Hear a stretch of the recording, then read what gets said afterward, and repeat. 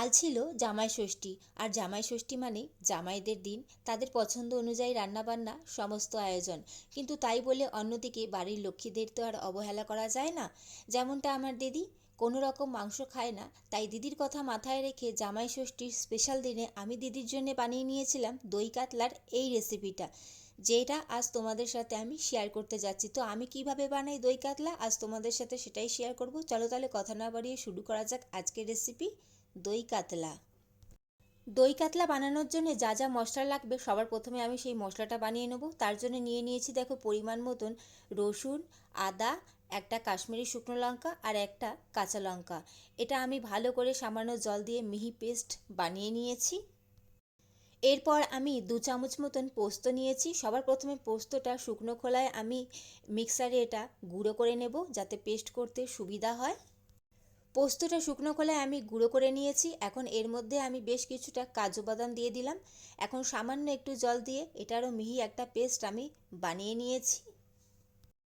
এখানে আমি কাতলা মাছটা ভালো করে ধুয়ে নিয়েছি।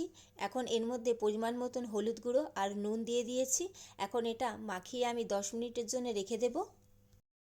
10 মিনিটের জন্য আমি নুন আর হলুদ দিয়ে মাছটা মাখিয়ে রেখে দিয়েছিলাম। এখন মাছটা আমি ভাজা করে নেব। তার জন্য কড়াই বসিয়ে দিয়েছি আর ওর মধ্যে পরিমাণ মতন সর্ষের তেল দিয়ে দিয়েছি। এখন তেলটা ভালো করে গরম করে নেব। দেখতেই পাচ্ছ তেল ভালো করে গরম হয়ে গেছে। এখন মাছগুলো এক এক করে দিয়ে আমি লাল লাল করে ভাজা করে নেব। সমস্ত মাছগুলি ভাজা করে নিয়েছি। এখন চলে যাব পরবর্তী পর্যায়ে। মাছ ভাজার তেলেই আমি বাকি রান্নাটা করব।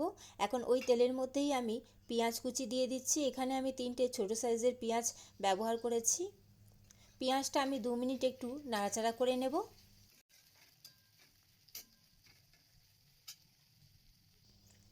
2 মিনিটের জন্য আমি পেঁয়াজটা ভাজা করে নিয়েছি। এখন এর মধ্যে আদা, রসুন, কাঁচা লঙ্কা আর শুকনো লঙ্কার যে পেস্টটা বানিয়ে রেখেছিলাম সেইটা আমি দিয়ে দিচ্ছি।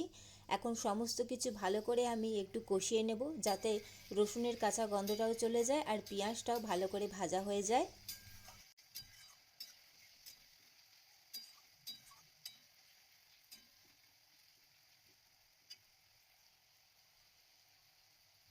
পেঁয়াজ, আদা, রসুন ভালো করে 5 মিনিট আমি কষিয়ে নিয়েছি। এখন এর মধ্যে আমি সামান্য একটু টমেটো কুচি দিয়ে দিচ্ছি। যেহেতু আমি টক দইটা ব্যবহার করব তাই টমেটোটা আমি কমই দিয়েছি, না হলে অতিরিক্ত টক হয়ে যাবে।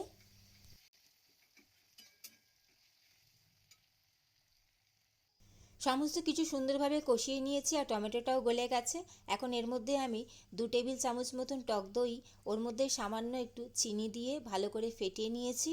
এখন দইটা সমস্তটা দিয়ে আমি সুন্দর করে কষিয়ে নেব। আর অবশ্যই কিন্তু গ্যাসের ফ্লেমটা এই সময় লোতে রাখতে হবে, না হলে দইটা কিন্তু ফেটে যাবে। টক দই ব্যবহার করার সময় আমি সব সময় ওর মধ্যে চিনি দিয়ে একেবারে ফেটিয়ে নিই। আলাদা করে আমি আর চিনি ব্যবহার করি না, তোমরা চাইলে আলাদাভাবে চিনি দিতে পারো। আমি একেবারে ফেটিয়ে দিয়ে দিয়েছি। এখন এর মধ্যে কিছু গুঁড়ো মশলা দিয়ে দেবো। পরিমাণ মতন হলুদ গুঁড়ো আর পরিমাণ মতো নুন আর সামান্য জাস্ট একটু আমি কাশ্মীরি লঙ্কার গুঁড়ো ব্যবহার করলাম।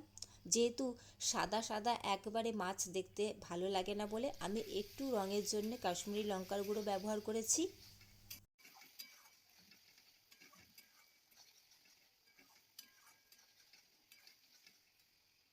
দেখতেই পাচ্ছ সমস্ত কিছু সুন্দরভাবে কষানো হয়ে গেছে আর তেলটা কিন্তু ওপরে ভেসে উঠেছে। এখন এর মধ্যে আমি পোস্ত আর কাজু বাদামের যে পেস্টটা বানিয়ে রেখেছিলাম সেটা পুরোটাই অ্যাড করে দিলাম।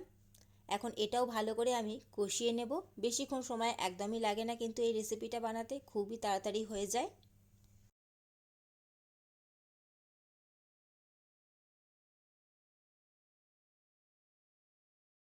সমস্ত মশলা সুন্দরভাবে কষানো হয়ে গেছে। এখন এর মধ্যে আমি পরিমাণ মতন জল অ্যাড করে দিচ্ছি। আর এটা একটু মাখা মাখা হবে তাই জলটা আমি সেই হিসাবেই অ্যাড করেছি। যেহেতু এর মধ্যে পোস্ত আর কাজু বাদাম দুটোই দেওয়া আছে, খুব তাড়াতাড়ি কিন্তু জলটা টেনে নেয়। তো সেই হিসাবে আমি জলটা পরিমাণ মতন অ্যাড করে দিয়েছি, কারণ মাছটা দেওয়ার পর বেশ খানিকটা সময় ধরে এটা ফুটিয়ে নিতে হবে। গ্রেভিটা খুব সুন্দরভাবে ফুটে গেছে। এখন ভেজে রাখা মাছগুলো এর মধ্যে আমি অ্যাড করে দেব আর ঢাকা দিয়ে আমি কমসে কম 15 মিনিটের মতন এটা ভালো করে ফুটিয়ে নেব যাতে মাছের মধ্যে সমস্ত গ্রেভির টেস্টটা ঢুকে যেতে পারে। ফিরে এসেছি বন্ধুরা 15 মিনিট বাদে।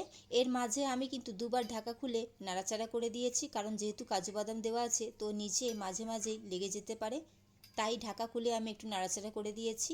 আর দই কাতলা কিন্তু একদম রেডি হয়ে এসেছে। তো নামানোর আগে ওপর থেকে আমি একটু সামান্য ঘি দিয়ে দিচ্ছি, আর এর সাথেই একটু সামান্য গরম মশলা গুঁড়োও দিয়ে দিচ্ছি। ঘি গরম মশলা দিয়ে 5 মিনিট ফুটিয়ে নিলে কিন্তু তৈরি হয়ে যাবে দই কাতলা। আর এই রেসিপিটা কিন্তু আমার দিদির ভীষণই পছন্দ হয়েছিল। তোমাদের কেমন লাগলো অবশ্যই সেটা কমেন্ট করে জানাবে। আর তোমরা কিভাবে বানাও দই কাতলা, কারণ অনেকে অনেক রকমভাবেই বানায়, আমি আমার মতন করে বানিয়েছি। তো তোমরা কিভাবে বানাও সেটা অবশ্যই আমার সাথে শেয়ার করতে ভুলো না কিন্তু। চলো তাহলে আজকের মতন আসি, দেখা হচ্ছে পরবর্তী দিনে নতুন কোনো রেসিপি নিয়ে। ততক্ষণ তোমরা ভালো থেকো, সুস্থ থেকো। চলো টাটা।